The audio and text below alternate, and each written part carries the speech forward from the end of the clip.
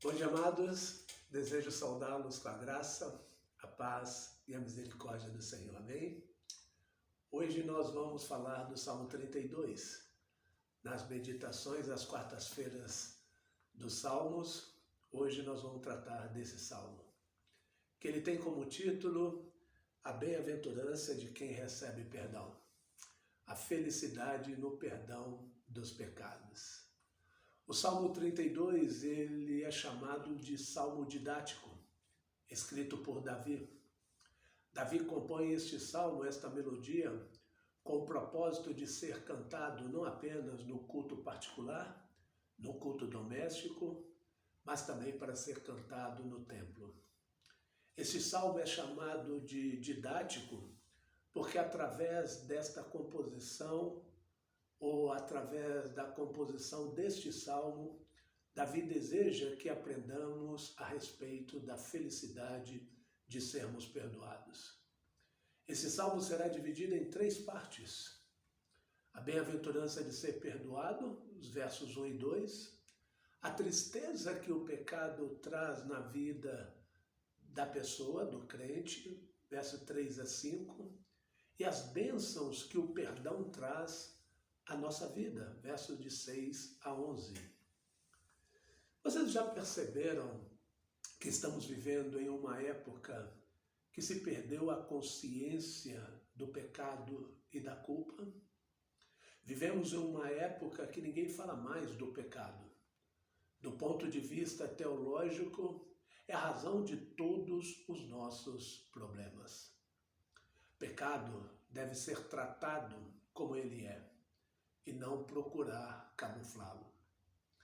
Vamos tratar da primeira parte do Salmo, que fala da felicidade de sermos perdoados. A bem-aventurança de ser perdoado, versos 1 e 2. O salmista, nesses 2 primeiros versículos, ele repete a expressão bem-aventurado 2 vezes. Na primeira bem-aventurança, o salmista faz uma descrição do que é perdão e do que é pecado. Bem-aventurado aquele cuja iniquidade é perdoada, cujo pecado é coberto. No versículo 2, ele faz a aplicação desse perdão. Bem-aventurado o homem a quem o Senhor não atribui iniquidade e em cujo espírito não há dolo. Podemos ver aqui a bem-aventurança, a felicidade não apenas no seu conceitual, mas também experimental. Podemos experimentar a felicidade do perdão dos pecados. O salmista vai usar 3 palavras no hebraico aqui nesses 2 primeiros versículos para dizer o que é pecado. A primeira é iniquidade. No hebraico, iniquidade significa rebelião contra Deus e contra as suas leis. O pecado é um ato de desobediência intencional e muitas vezes consciente, planejado. Alguns estudiosos atribuem a composição desse salmo de Davi do pecado dele com Betseba, lá em 2 Samuel, capítulo 12. E aqui a gente pode ver que desde o momento em que Davi viu Betseba, até a morte do seu marido Urias, seu soldado, Davi intencionalmente ele planejou, arquitetou tudo.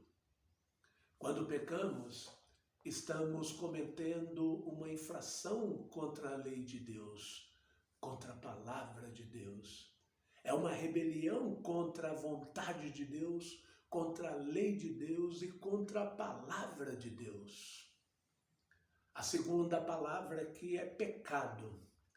E essa palavra significa errar o alvo, desviar-se dos propósitos de Deus. O alvo de Deus em nos criar foi para que nós o glorificássemos e desfrutássemos dele para sempre. Mas nós não desfrutamos de Deus, buscamos o nosso próprio prazer no pecado.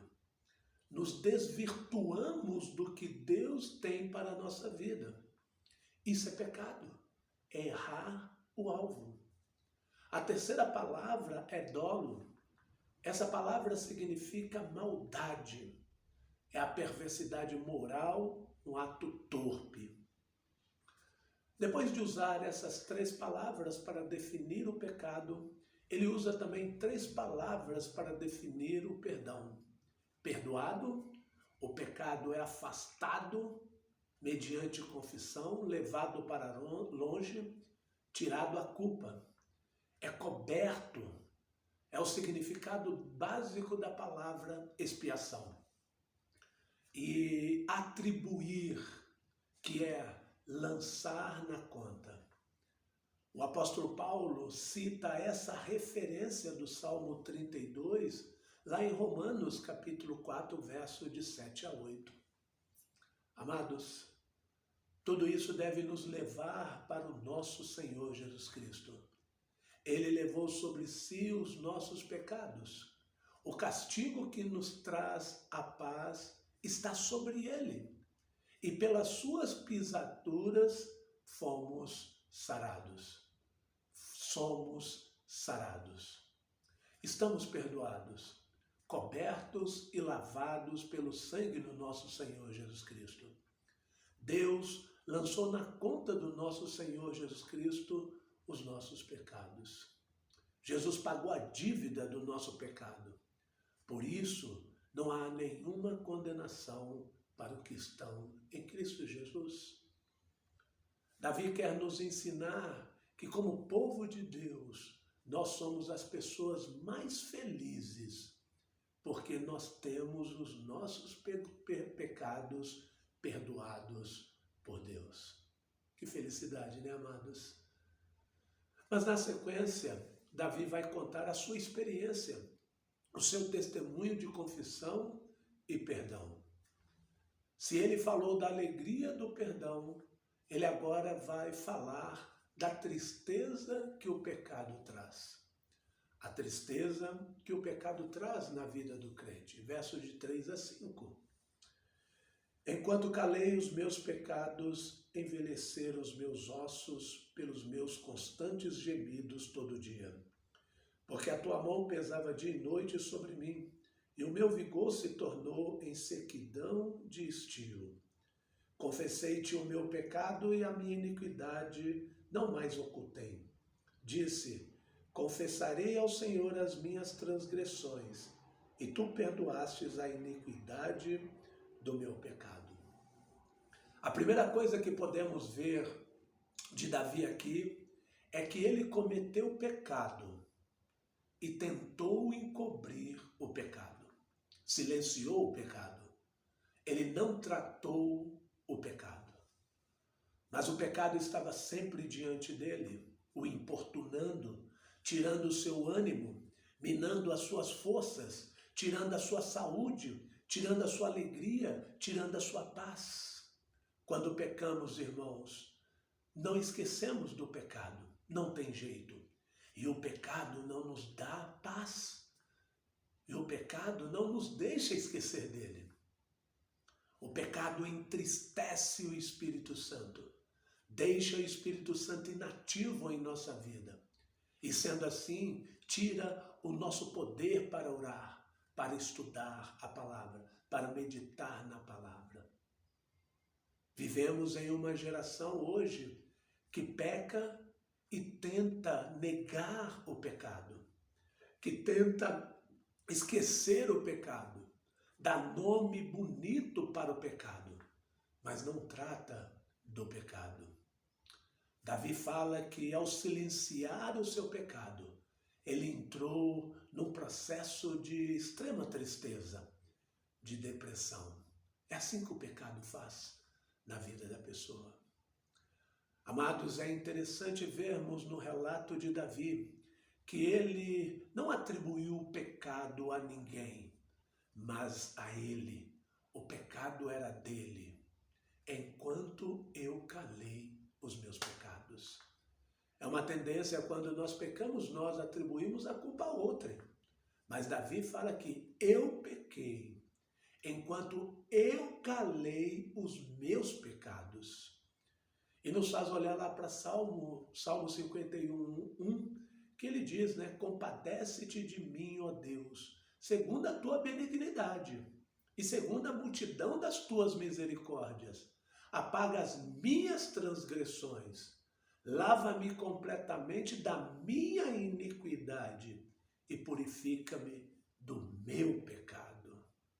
O salmista sempre usa o pronome possessivo. Enquanto eu calei os meus pecados, confessei-te o meu pecado, as minhas transgressões, perdoastes a iniquidade do meu pecado. E ele diz que a mão de Deus, quando ele silenciou o pecado, enquanto ele calou o pecado, pesava sobre ele. É um conceito do Antigo Testamento que diz que é a disciplina de Deus. A mão de Deus pesando sobre a pessoa é a disciplina de Deus sobre a pessoa.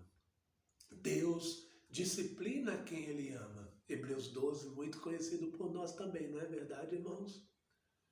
Se Deus tirar a disciplina dele de nossas vidas, precisamos questionar se somos filhos.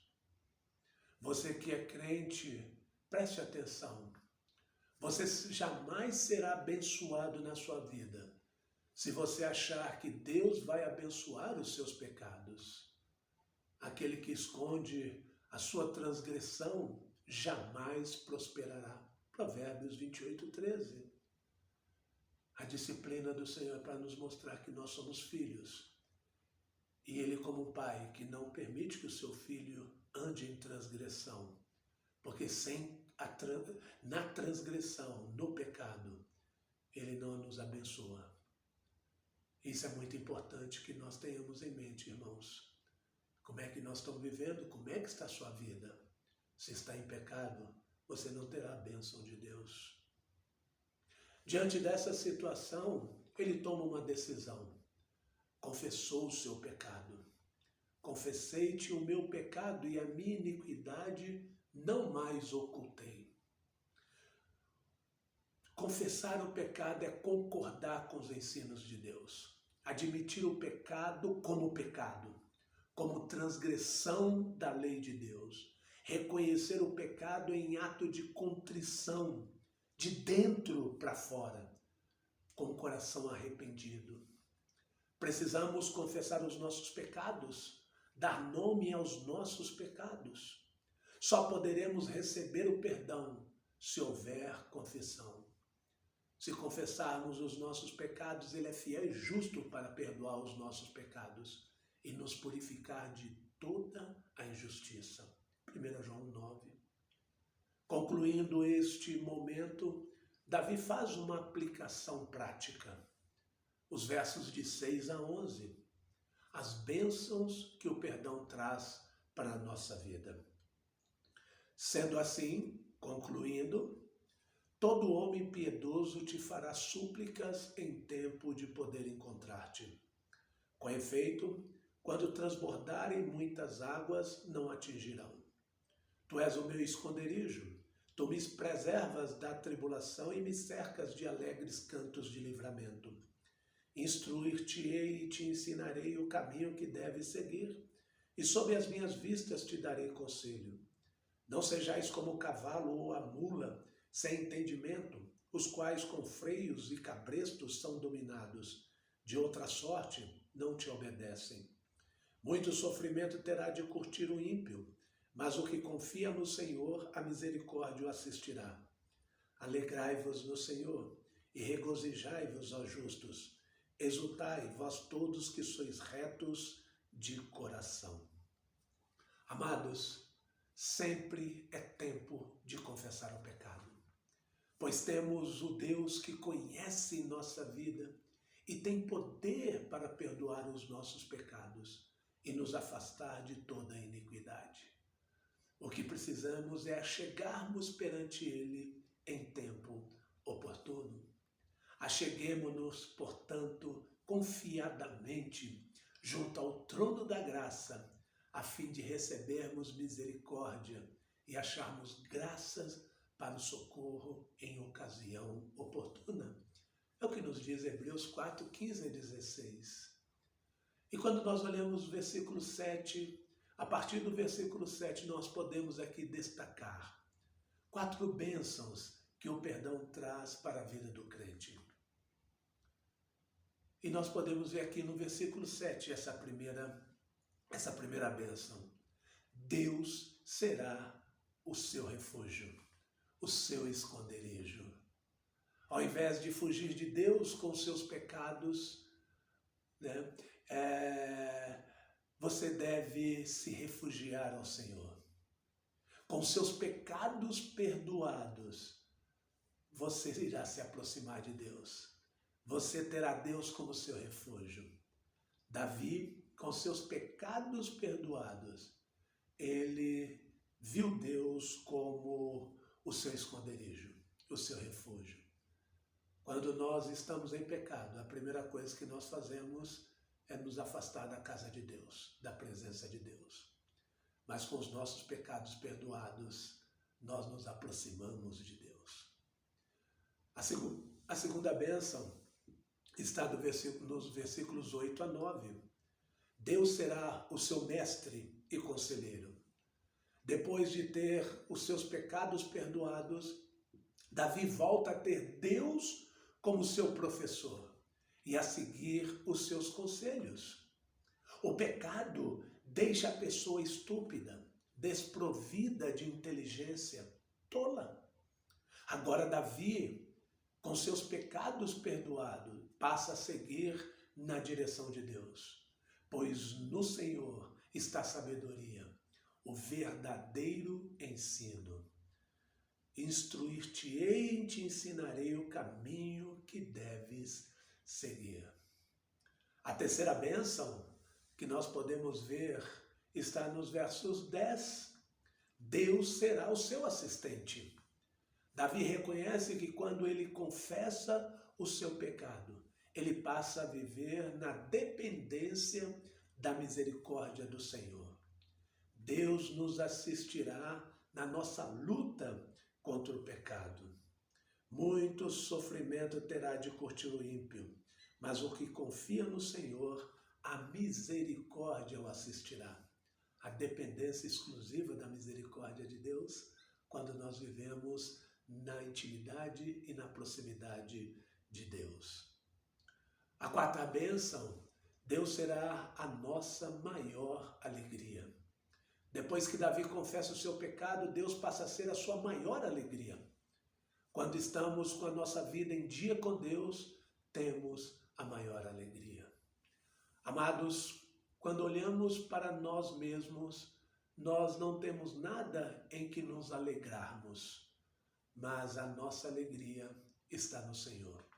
No Senhor está a nossa força. Que essas verdades possam estar na nossa mente e no nosso coração, e que você possa desenvolvê-la no dia de hoje, não vivendo no pecado, mas vivendo debaixo do perdão do nosso grandioso Deus. Vamos orar? Obrigado, Jesus, pelo perdão dos seus pecados, dos nossos pecados.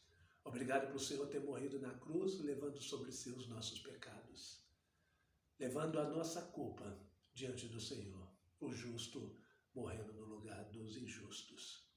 Obrigado, ó Pai, pela alegria que nós temos mediante o perdão dos nossos pecados.